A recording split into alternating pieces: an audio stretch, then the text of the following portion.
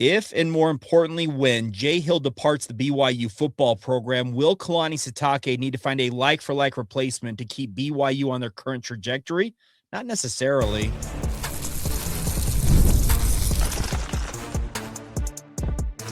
You are Locked On Cougars, your daily podcast on the BYU Cougars. Part of the Locked On Podcast Network, your team every day.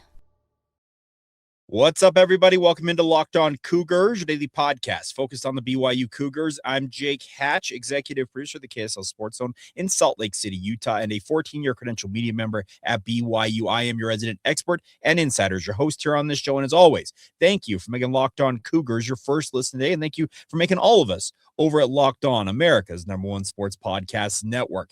Coming up on today's show, we are going to talk about Kalani Sitake and the debacle he may find himself in, with Jay Hill expected to move on from the BYU football program, and if he really needs to find the Jay Hill clone to keep BYU where they're at. Then we're going to talk about Ryder Lyons. Made some interesting comments to both 24/7 Sports and On3.com that have some Cougar fans wondering if he's, all that locked in with BYU as he embarks on mission.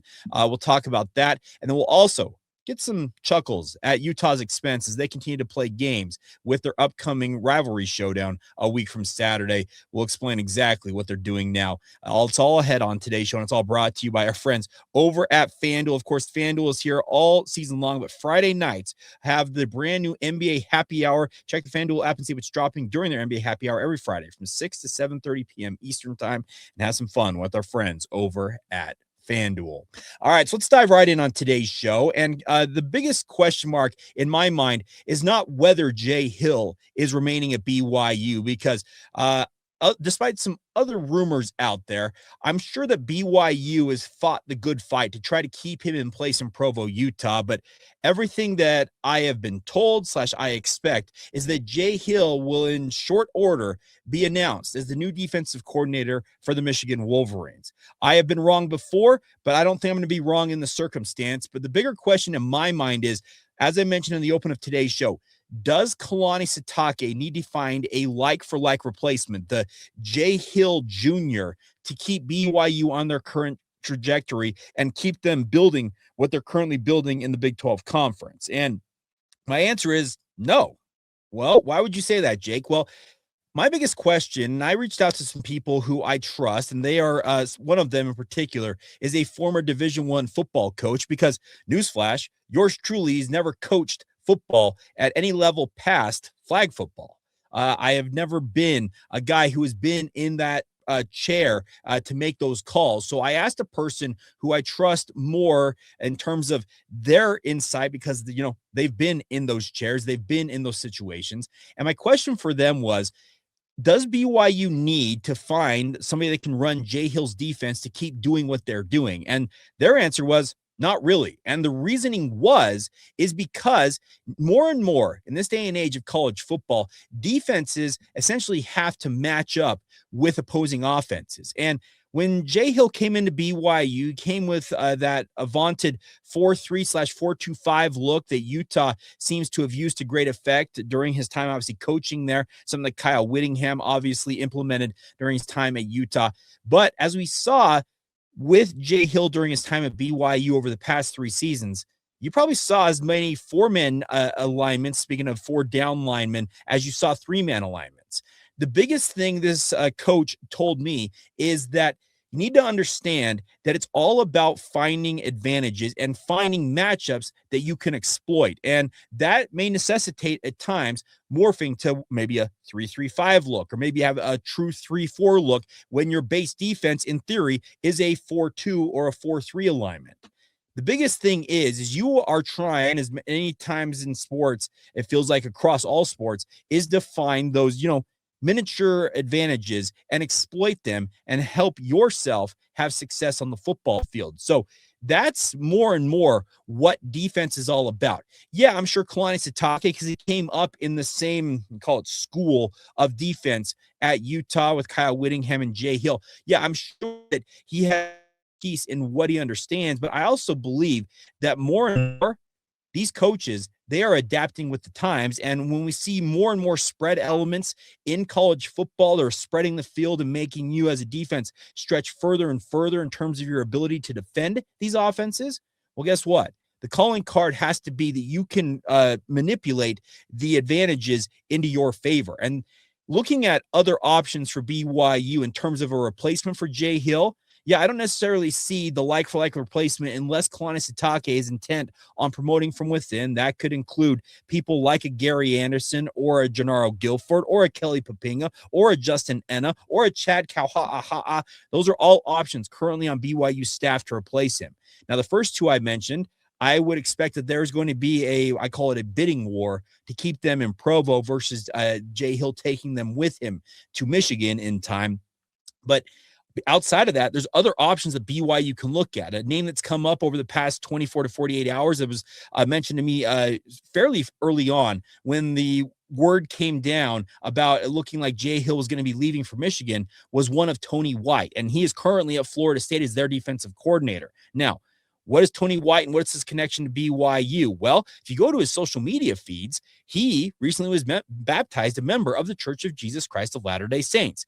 He has also been a guy who has come up in the Rocky Long system of defensive coaching, where he favors more of a 3-3-5 base alignment. That's what Bronco Mendenhall, remember, came from New Mexico to BYU with, and ultimately Bronco during his time at BYU, much like Jay Hill, adapted his original base identity as a defense to fit his personnel and what he believed would give him the best advantage, mainly becoming more of a 3-4 alignment. Whereas I would say Jay Hill was more of I guess you'd call it a true multiple defense look. The point is, a guy like Tony White, being a new member of the Church of Jesus Christ of Latter-day Saints, well, he could be interested in maybe joining the BYU football program, and he comes with a track record of proven success, having coordinated top 40 at worst defenses in recent years at Syracuse, Nebraska, and obviously this past season at Florida State. Outside of that, you also could look at Shaun, who's already been rumored to be in the mix potentially for a replacement for Jay Hill. Now, Shaun has only ever been an interim defensive coordinator during his short stint at USC, where he has been coaching. He is the defensive ends coach at USC. And with Danton Lynn leaving for Penn State, could a guy like Shaun find himself in the mix, maybe be elevated to DC at USC? Well, I don't think so, because they have a co-defensive coordinator who called the plays last night. Didn't help him in that loss to TCU, but that's beside the point. And Shaun, his ties to BYU are that he's a BYU alum. He knows what BYU is all about, and he's considered to be one of the preeminent recruiters across college football. That's what Shaun's calling card is he's an elite recruiter and gets top shelf talent wherever he's been. He's been at Michigan. He's been at Virginia. He's now recently been at USC. And all he's done is proven to be a pretty darn good, effective recruiter. Whereas maybe it's time for him to step up, take on a coordinator role, and really see kind of what the next step of his career looks like in that circumstance. One other name that came up in conversations with people I have had this week is a young option who also has ties to BYU. Any of you recall the name Tanner Jacobson? You probably should. He started 37 games, or at least played in 37 games at BYU, and was downright effective in his own right. He's very, very young. I'm not even sure Tanner's 30 yet. And he has had an incredible record run almost at Tyler Junior College. This past season, it's down in Texas. Speaking of Tyler, he led the Apaches to an 11-1 record in the semifinal appearance in the JUCO National Championship playoffs. He has had some pretty stellar success. He has sent guys like Maury Bamba to BYU, and Tanner could be kind of that off-the-wall candidate that BYU considers if Kalani Sitake wants to look at a young option who has really done some nice things. Does Tanner want to take a step away from being a junior college head coach and maybe take a step towards joining a higher level of football, speaking of the Power 4 level, as a defensive coordinator? Well, I think he's proven his chops so far at the junior college level, and maybe he does get that call up. The biggest overall point I want to get across to you in discussing all of this is that every one of these individuals are not necessarily from the Jay Hill or Kyle Whittingham, or heck, even go all the way back to really kind of the Fred Whittingham senior school of defense. But all of them, I think, have positives to what they could bring to BYU. And the bigger point is, you take the talent you have, what BYU has recruited, and you fit it to best succeed on the football field, whether it's a 3-down man alignment, a 4-down alignment, 4-3, 4-2, 3-3-5. I don't care what you call it. So long as it slows down opponents, and much like Jay Hill proved this year, it keeps opponents off the scoreboard. That is what's most important. All right, coming up next, we're going to talk about Ryder Lions. Should we be concerned that Ryder's got, wandering eyes, as it were? We'll discuss that next right here on Locked On Cougars. Today's show is brought to you by our friends over at FanDuel. Fridays already feel different during the basketball season, and FanDuel is making them even better. Every Friday night before the games tip off, FanDuel is giving fans a new way to kick off the weekend with their brand new NBA Happy Hour.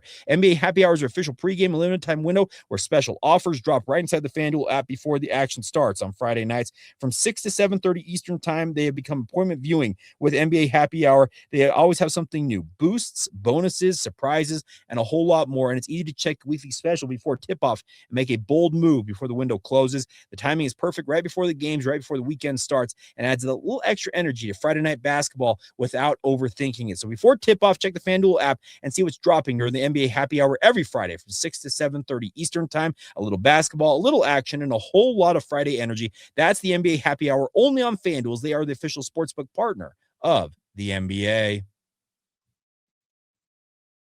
Thank you once again for making Locked On Cougars your first listen of the day, and thank you once again for making all of us over at the Locked On Podcast Network America's #1 sports podcast network. If you are an everydayer, as we like to call you guys, and you want to take it to the next step, join the Locked On Cougars Everydayer Club.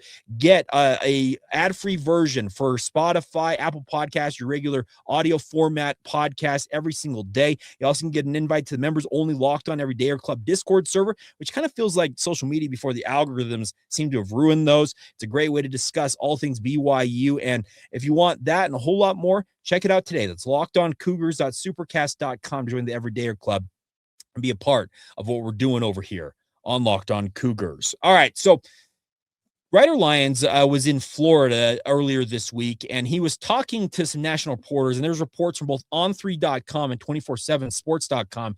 And the gist of these discussions are that Lyons has apparently got, wandering eyes about what his future as a quarterback may be after his mission for the Church of Jesus Christ of Latter-day Saints. Now, the biggest thing, he's in Orlando this week for the Under Armour All-American game, which, ironically enough, is where he's going to serve his mission for the Church of Jesus Christ of Latter-day Saints. He's going to serve a Spanish-speaking mission, and despite what has been reported out there, he has accepted a 2-year call, but he only has plans to serve 1 year. So whether you think it's a 1-year mission or not, it's not that. It's a 2-year call, but essentially when you're a missionary, you're at will, and you can leave at any point you want, and that's what he plans to do. His older brother, Walker, who, by the way, is in the transfer portal, will be entering the transfer portal, which opens on Friday. We'll obviously keep an eye on that with the family connection, him leaving USC. But Ryder has told reporters down there in Florida that he says that essentially he's going to keep his eyes out in terms of what happens at BYU. And he said this, there's something definitely to talk about that when it asked if he could reopen his recruitment down the road. He says, I'm committed, but ultimately I have to do what's best for my family and me, unquote. Now, he did say this in terms of his hopes that he would have another recruiting process. I hope not. He says, I am definitely committed. I'm pretty locked in with my school. Speaking of BYU is what he's talking about. Obviously, things can change. We were just talking about how my head coach almost left. That's Kalani Sitake and the Penn State deal. Stuff can change. You can obviously be ready for that. Is that enough for us to panic that Ryder Lyons is going to really look elsewhere after his mission? I don't necessarily think so. I think he's just speaking to what the reality is in college football. How many of us were fretting the fact that Kalani Sitake was walking right out that door? And I can tell you that based on everything I heard / reported, it was almost a done deal that he was going to State College, Pennsylvania, and ultimately pulled back from the brink and decided to lock himself in at BYU. And that's a great thing for the BYU football program to have that. The bigger point is, I think that he is speaking of Ryder Lyons, a pragmatic approach to all of this. Could something have changed over the next 12, 14, however many months he ends up serving a mission for? Yeah, things could change, but it doesn't look likely that things are going to change. But if he decides he wants to look elsewhere, he does have that right. That is the simple fact of life, is that Ryder Lyons could decide to come home, and he's talked about the likes of Michigan, Oregon, and crazily enough, Kentucky. But if you consider the fact that Will Stein, who is the offensive coordinator for Oregon, who's taking over as head coach at Kentucky, recruited Ryder. And if you believe some of the reports, it came down essentially to Oregon and BYU. That's why Kentucky may hold some sway for him. So could we have a Colin Chandler situation 2.0? I don't necessarily think so. I really do think that Ryder Lyons, with his family connections to BYU, everything BYU has proved, and he said to on3.com, this team, speaking of BYU, just won 12 games. The trajectory for BYU is on the up and up, everybody. And I do think that Ryder Lyons, while he made these comments, may have you wondering, hey, is this kid really all that locked in with BYU? Also understand that this is a kid who's been recruited for literally years now. BYU's been on him since he was in 8th grade, and he knows BYU as well as any program that any player that's never stepped foot inside the BYU locker room as a true member of the football program would probably know, because he's got family connections to BYU. And the bigger point is he knows everything there is to know about BYU at this point. And if in the end he decides to go elsewhere, so be it. Like, what are you gonna do? You're gonna hold his feet to the fire and say, no, you have to stick with your commitment to BYU. It's kind of the antithesis of everything that college football is these days. And I know that those of you who are old timers, even myself to a degree, it irks you that it's a really kind of a day-by-day process when it comes to college football. You may wake up one day and decide, hey, you know what? I'm gonna hit the transfer portal. I'm gonna look for another opportunity. It's kind of a mercenary type sport these days, and it is disappointing. But also understand that that's just the reality of college football. And a guy like Ryder Lyons, with all the options he has on the table, I think he's simply looking at it, like I said, pragmatically, and understanding that, hey, stuff could happen and he needs to be prepared should things happen. But I also don't think that this is him warning BYU, like, hey, you better do as I say or else I'm going to leave. He made no indication that he's in danger of decommitting from BYU. Maybe I'm misreading it. Maybe I'm looking at it through a lens that you don't look at it through. But I also look at this is that Ryder Lyons, he picked BYU to begin with over a number of high-level programs, including the likes of Michigan, Kentucky, Oregon, Alabama. Like, think of the programs that BYU went head-to-head with to win this recruiting battle. And yes, NIL plays a role in this. The money, obviously. Money always talks. But I do think that a guy like Ryder Lyons believes in what BYU is, what it could mean for him. And I think the biggest thing is that he looks at it through a prism of understanding that, okay, well, I have these options. Should I need to hit the brake in case of emergency glass and look at another option? But for the time being, I'm going to BYU, and that in theory should set BYU up a quarterback for 6 to 7 years if all goes well now with Bear Bachmeier, and then kind of rolling right into what you consider to be the Ryder Lyons era at the helm of the BYU offense.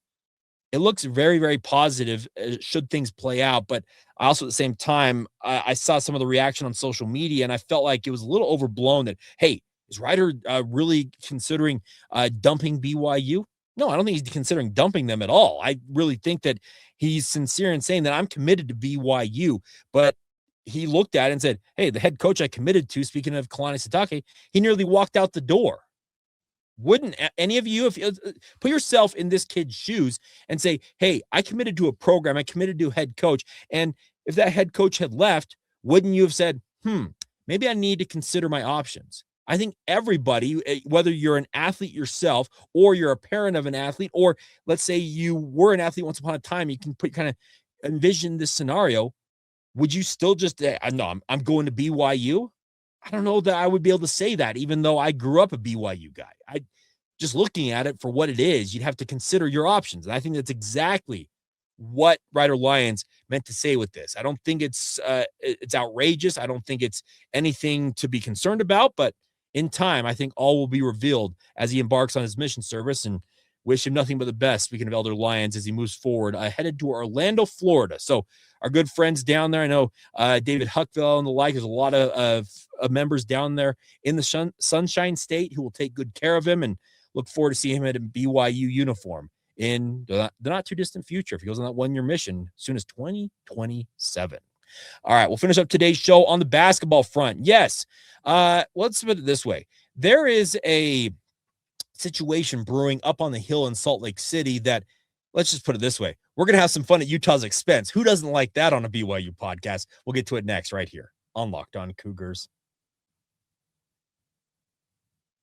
Today's show is brought to you by our friends over at Game Time. Now, Game Time is here to get you guys the tickets that you guys want in terms of college football or literally anything else. But the tailgates, packed stadiums, even right there in the middle of all the action has been incredible. All college football season, the energy, the bands, the moments you'll forever remember. But actually getting your tickets, that used to be the most frustrating part, and that is no longer the situation. You had those long queues, logins, prices jumping at checkout, and a whole litany of other things. And that's where Game Time comes in. It gives the advantage back to you as the fan. It is the easiest way to unlock amazing college football tickets and experiences in just a few taps. You can open the Game Time app, look at the upcoming college football games. Let's say the college football playoff coming up over the next couple of days. It's the most wonderful time of the year for your college football fan. The app is incredibly easy to use. You can go from browsing to buying tickets in literally minutes. And the best part is, my favorite feature is, you know exactly what you're paying full price right up front, including fees and other associated items that seem to pop up when you go on other platforms. That fee you see in the app right up front makes the whole process stress-free. So take the guesswork out of buying your tickets and do it with Game Time. Download the Game Time app today. Create an account. Use the promo code LOCKEDONCollege and get $20 off your first purchase. Terms apply. Against the promo code LOCKEDONCollege for $20 off. Download the Game Time app today. Thank you once again for making Locked On Cougars your first listen of the day, and Happy New Year. It is New Year's Eve, everybody. We have made it through 2025, 2026 on deck, and man, feels like we were just starting 2025, and it feels like every year I get older, things just keep moving quicker and quicker, but all the same, thank you, and I wish you guys nothing but the best in the new year. May your New Year's resolutions hold strong. May you accomplish everything you hope to accomplish next year, and may the year 2026 treat you very, very well. And truth be told, thank you for an incredible 2025 from my vantage point as your host here on Locked On Cougars. It was a banner year. Let's put it this way, multiple points during this past college football season. We had over 500,000. We actually reached 600,000 views in a 1 month span. We had never been above, I think, 450,000 previous to that. So just a testament to you guys out there in Cougar Nation for your support of this podcast. And once again, from the bottom of my heart, thank you for that, and wish you a very prosperous 2026. All right, let's have some fun at Utah's expense. Hey, everybody on board with this? Yeah, you should be. All right, so here's the deal. It has been pointed out, and Robbie McCombs threw it up on social media yesterday, so shout out to him for throwing this up. But he went to Utah ticket website, and they are selling single game tickets for Big 12 play, obviously. In Utah, by any discernible metric, they are the bottom program in the Big 12 coming into the Big 12 season. And it's understandable. It's kind of a new era with Alex Jensen taking over the Utes, and it's going to be a grind for them to build up this program. So they're kind of just starting out, but they are selling single game tickets to all of their home conference games upcoming this season. I threw up the graphic here on YouTube. If you're watching this in the audio format, you can go look at this, check out Robbie McCombs' feed, or check out, you can go to BYU, this Utah ticket website. And if you look at it, they have a game against Arizona, TCU, Oklahoma State, Arizona State, Houston, UCF, Iowa State, Colorado. And what game is missing there? Oh, yes, the one a week from Saturday when BYU makes the trek to the Huntsman Center to take on Utah. You're telling me Utah is scared of a BYU invasion? Speaking of, a bunch of blue-clad Cougar fans invading the Huntsman Center? Yeah, they are. Let's just be very blunt about it. They are scared of that because they would otherwise be selling single-game tickets. And Robbie took it a step further. He even found this. They have a conference pack, which from $150 apparently starting, you can get all the tickets to the home Big 12 conference games, except, wait for it, January 10th against BYU. Now, is this Utah quivering, wondering if BYU fans could outnumber Utah fans in the Huntsman Center? That may be a little bit to it, but I think they're also banking on the fact that that game is going to garner a lot of interest locally, and they're hoping, I think, in their heart of hearts, that Utah fans show up in force to the Huntsman Center and outnumber Cougar fans. Now, knowing how Cougar fans operate, I still expect a very hardy contingent of blue-clad fans to be in the Huntsman Center, rooting on A.J. DeBonsa, Richie Saunders, Rob Wright, Kevin Young, and the rest of the BYU basketball program when they take on the Utes a week from Saturday night. They will find their way. Trust me. I have watched this fan base as a host here on this podcast and just as a fan growing up, pull off incredible things when it comes to, watching their beloved Cougars. And I expect nothing short of that when it comes to this game. Is it a weak look by Utah to, say, oh, no, we're not letting our rival buy the ticket, single game ticket wise? A little bit. It's petty. It is. But at the same time, I can understand why they're doing it, because they don't want to see their home faithful outnumbered by their arch rival on their home turf. I am a kid who grew up in the 1990s, and any of you who know how good the Rick Majerus era for Utah was know what the Huntsman Center was like back in the day. You could barely find a ticket. In many respects, the 90s of the Huntsman Center is kind of what we have with the Marriott Center in this modern age, where ticket prices are absolutely insane. You can barely seem to scrounge up a ticket on the secondary market. I'm not saying it's impossible, but the prices and just the overall interest level are sky high. Well, Utah, it's not that way. The Huntsman Center, and I've got family that goes to school at Utah. Ooh, breaking news. No, it's true. And let's just put it this way. That place, you can kick a can around the place. It kind of feels like we have 30 years apart flip places, because any of you who are alive in the 1990s, and some of you were not, remember the ill-fated 1-25 season. The BYU was that 97, if I recall correctly. They only had one win that year. Yes, it's true. It was the worst season literally all time in BYU basketball history, and they beat Utah State. So go Aggies in that season. I went to a ton of games that 1997 year, and so 97, I was 10 years old. I had family that had hookups, and I'll tell you this much. The Marriott Center was about as empty as the Huntsman Center is today. And like I said, the Huntsman Center was kind of on the flip side, where you could barely find a ticket, much like the Marriott Center is today.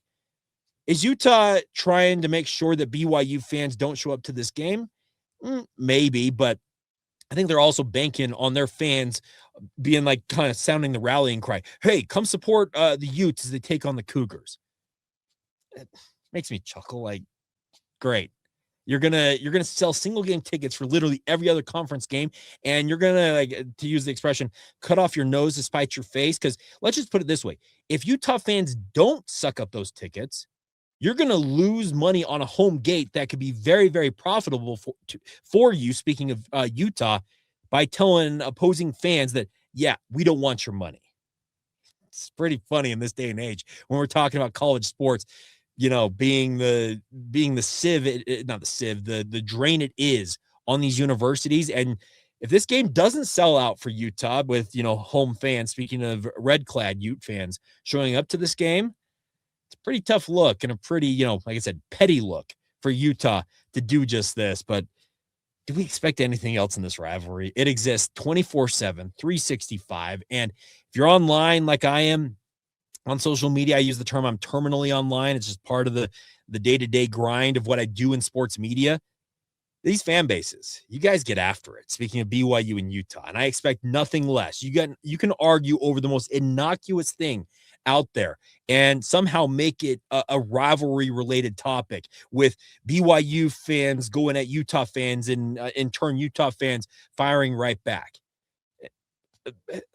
Can I acknowledge, let's pull the curtain back a little bit on what we do in sports radio? Oh, wait, you probably should know this if you don't already. Yeah, we play off of the rivalry all the time in sports radio, because guess what? It is one of the truly premier rivalries in all of college sports. And this is just kind of one small footnote in just the history of this happening. Yeah, Utah, they suck. They're going to be the bottom feeder of the Big 12, it looks like, going into conference play. They'll be lucky to win 1-2 games, it feels like, based on how things are looking right now, whereas BYU is expected to be near the top of the Big 12 conference. So in theory, BYU should waltz into the Huntsman Center next Saturday night, put a beat down on Utah, and then turn around, and I think it's just a couple of weeks' time, 2 weeks out, that Utah makes the trip to Provo, Utah, where in theory they'll be 0-2 on the season against BYU. But guess what? This rivalry, it does crazy things, and we'll see if Utah, can muster a little extra when it comes to this rivalry game. But at the same time, I'm going to laugh. Let's just put it this way. If there are I would say kindly, hundreds of fans that have been populating the Huntsman Center this season, there in reality, when BYU and Utah play, it's going to be an absolute shame. It's a shame on Utah. And trust me, I, along with many others, will be calling out Mark Harlan, Taylor Randall, and the Brain Trust at Utah, because to have a rivalry game of this magnitude and not have it sold out, not have a raucous environment, that's a bad look. Objectively, it is a bad look. And like I said, I'm doing an opposing podcast, so Utah fans jump in my mentions. I'll just ignore all y'all. But the bigger point is that you want to have the best environment you possibly could have. And you know how you do that? Oh, wait. Sell single game tickets to opposing fans, even if they are your rival. All right, that's going to do it for today's edition of the show. Hope you guys are all doing fantastic out there. Like I said, have a happy and prosperous new year. Celebrate responsibly if those of you who like to imbibe are doing that tonight. But let's have some fun in 2026. Like I said, it was a banner year in 2025, and here's to an even better one in 2026 upcoming. And as always, thank you for making Locked On Cougars your first listen today. Go make your second listen. Our friends over at Locked On College Football. Spencer McLaughlin's doing a great thing over there. And, some guy you may know, yours truly, made an appearance on that show today. So check it out as your second listen of the day. And as always, come back tomorrow and be an everydayer right here on the Locked On Cougars podcast.